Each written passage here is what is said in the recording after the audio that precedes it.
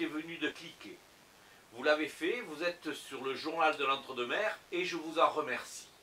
Les manifestations dédiées au centenaire de la fin de la guerre à 14-18 envahissent les paysages et nos écrans.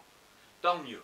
Il est toujours bon de savoir d'où l'on vient et de découvrir aussi et surtout les raisons et les bénéficiaires de ce carnage.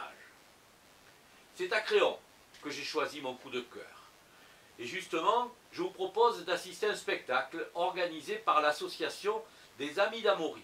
Il vous propose de voir et de retracer ce qu'était Créon en 14-18.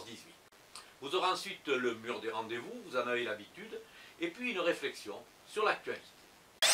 11 novembre à 14 h, à la salle des Arcades, les Amis d'Amaury vous attendent pour un spectacle qui retrace la vie de Créon en 14-18.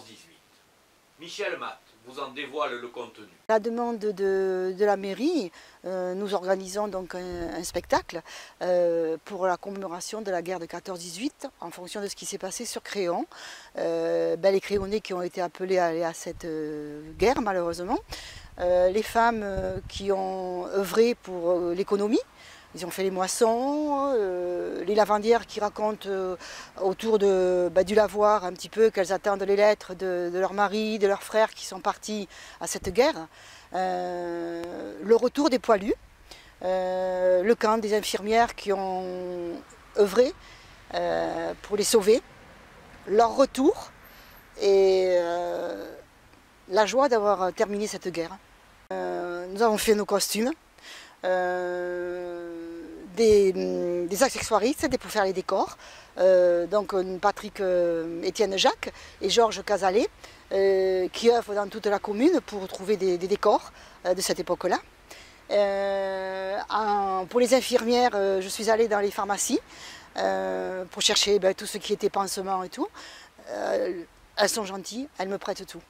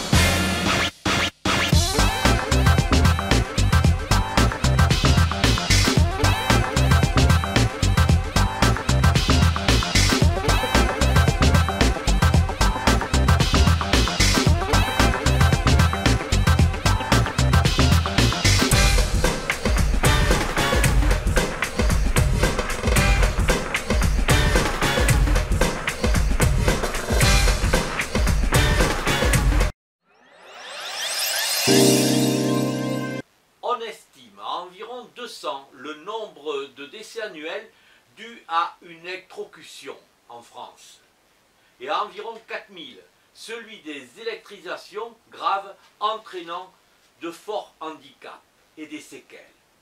Chaque mois en France, un jeune enfant meurt victime d'une électrocution. Alors je n'irai pas plus loin, il ne faut pas hésiter. Je vous propose de couper l'ensemble de l'électricité en France pour éviter d'avoir de tels drames. Je vous souhaite à toutes et à tous une excellente semaine en Entre-deux-Mers.